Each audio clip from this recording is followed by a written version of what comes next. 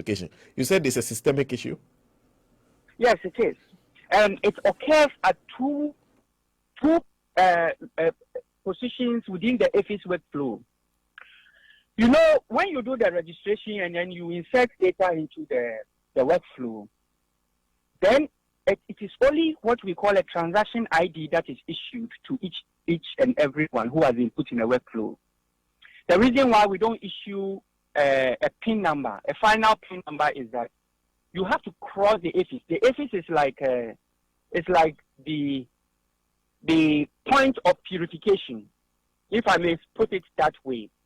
Once you go through the AFIS successfully, it means that you haven't tried to double register. There's no problem with you. The biometric system accepts you into the system. And then after you have gone through the point of purification, you are issued with a national PIN number, which starts with GHA, which is the ICAO country code for Ghana, and then it follows it up with numbers, with the last digit being used as checksum. That's a different thing altogether. Now, the reason why I'm telling you that it happens at two locations is that there are two forms of cards that are duplicated in a system. One of them has the same PIN number, which means it is an issue of rescheduling of people whose card had already been printed at the printing side, which is on the right side of the point of purification, which is the AFIS. Then the other one has two separate PIN numbers, which means an individual was able to have two separate PIN numbers. That means that individual has two records in the national database, and that's a serious problem. Because the records of the national database, the only unique one, guaranteed unique portion, is the fact that the PIN, that's why we call it the PIN number, the unique identifier, the primary key to that database. So the fact that two cards of the same person is having two separate PIN numbers means the error happened on the left side of the AFIS, which is the point of purification. The person had not gone through yet. So they rescheduled his biometrics for it to be checked the second time. And an AFIS should be able to catch that. The person has already been tried. That is the essence of the AFIS. The essence of the AFIS is that if you register one time and your data is being put in again, whether you registered again or it is mistakenly being put again, the AFIS should be able to stop it. So, hey, you are already there. If it goes through the second time, it issues you a different PIN again, which means the AFIS couldn't determine that you had already come through the system. And that is a serious problem with this biometric system, and that makes it inferior to the one that the EC is throwing away.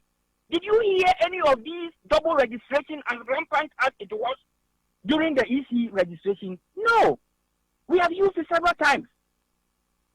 And let me also say that we have only scratched the surface of the problem. Because they are only reporting. There has to be a serious technical audit of the system to determine how many people may have been having two cards. Because in any database that the NIA is going to be used as a primary document, they are going to use the NIA PIN to uniquely identify an individual. So if one person is having two PINs, that's a problem.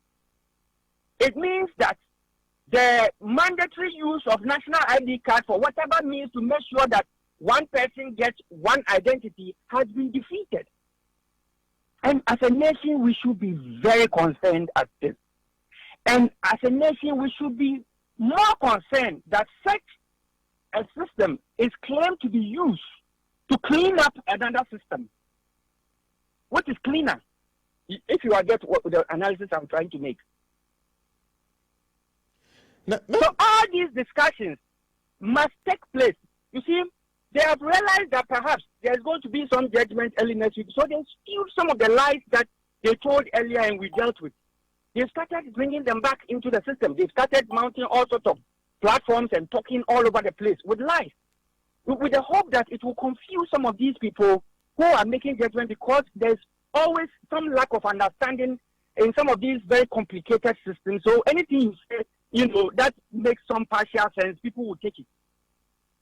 that everything they have said so far doesn't make any sense.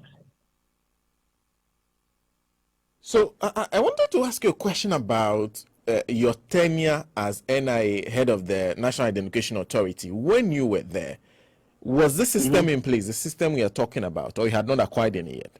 Well, the system, as we had it, we had gone through a factory acceptance test of the system in December of 2016.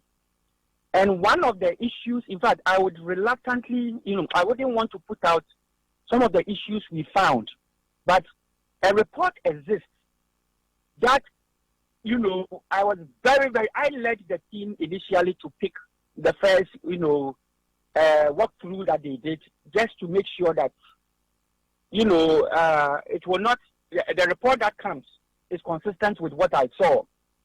And the report that we put together has issues that if had been dealt with, we will not be having this problem. That's what I can say. It will be difficult for me to go into detail, but we flagged certain things that we found on the system, and the report was handed over to Professor Tifa. So he has that report, and I believe that if that report had been used, we wouldn't have this problem. And are you confident they are using the same system, or they have procured their own? Because it looks like there was some mention of some 1.2 billion, which was not the amount you were looking at the time. Yes, at that time, the central system that we were dealing with, the price was $5.7 million. And even that, we had issues with the price, And then we were actually dealing with a company that was going to swallow that aspect into a whole registration system, which will issue at that time 16 million cards to Ghanaians, and it was going to be at the cost of, I believe it was 123 million euros. This is what we knew. And then all of a sudden, we were slapped with just the expansion of that small portion of the system, which is the heart of the system. Expanded it, and all of a sudden we have a 15-year contract of $1.2 billion. You understand? You remember I issued a press statement on this matter, that's the biggest scam I have personally in my lifetime seen. That something that could have cost us less than 150 million euros, the government is claiming they don't have enough money to do it, so they have to do a PPP on such a secure system. Put that PPP on their security biometric system. And then they said they were going to do a PPP, and this time they are bringing in, I think, 200 and something million dollars as their portion of the PPP, while the private partner brings in, I think, about 600 or something million dollars. So the question we said is that if that is the case, then why would there be the need for that PPP when in the money we have, there were several companies that were willing to do the system for us for far less than the money you claim you are going to use as seed money for the PPP. So that is where we were with that story. And then all of a sudden, cards were issued to the president on the 15th of September 2016 with a claim that they have done a new system, and they've done the system, and which system, I can confidently tell you at that point, they didn't even add a pen drive to it, and then they gave 12 months to, it is rather a misapplication of the entire process and how we intended to do instant issuance. And that has led to a 3-year, dragging of this process, which has only led to about 30-something% of people who are eligible to vote having this card in their hands. Then what do? They go to the field, and this time they decide that they are not going to use biometric verification to issue out cards. The cards are only initialized when you go through that verification process. So the cards they are giving to people are not initialized. And let me also point out that this is a system, the system of going through biometric verification before issuance. Biometric biometric verification before issuance was put together by Professor Dumo. This same system was inherited by Dr. Hadi and endorsed by Professor Tepa first, and endorsed by Professor Tepa in 2008. This same system was inherited by Dr. Ahadi and was endorsed and used to issue cards under Dr. Ahadi. It was used to issue cards under Dr. Koba. It was used to issue cards under my tenure as Chief Executive of the authority. And it was also used to issue cards under Professor Atefa version 2.0. When he came, until we had this problem with EC's timeline, that was the process he used to issue cards.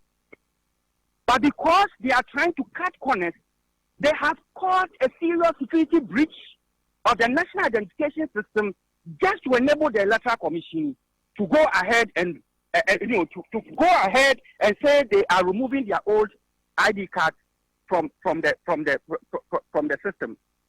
You understand what I'm saying? Look, as for the issues, there are so many things that, sometimes you wonder, is this really Nkrumah's Ghana where these people have even gotten this far with all these machinations and lies and stuff that, has been going on? If you get me.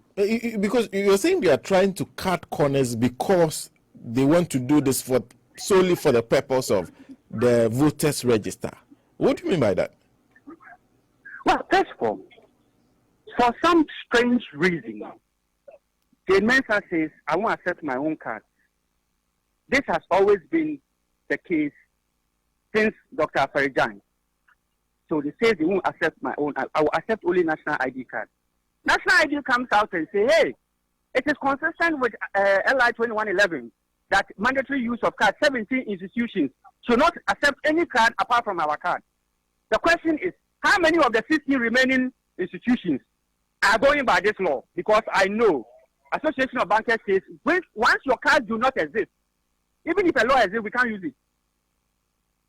So if you go to the bank, the preferred ID card is actually the Electoral Commission's ID card. You understand?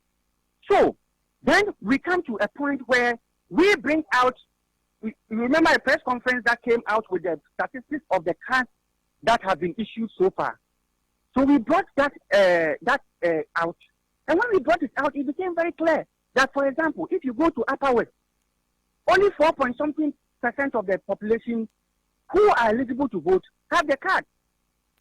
Upper East is the same. So you have 95% of the people in both Upper East and Upper West, Ahapu, and all those places who don't have the card that you are calling the sole card that you want to use for registration. Now, in order to cover that up, NIA says, we are going to do very rapid issuance of cards, and therefore we would go to the field without verification machine. When you, in actual fact, you know that without verification, your card itself is initial. It's not initial. It's a smart card. Your crypto keys and all those things are not initialized without the verification process. And that also has... You have just 1 minute remaining. Give somebody's card out to another person. That is also possible.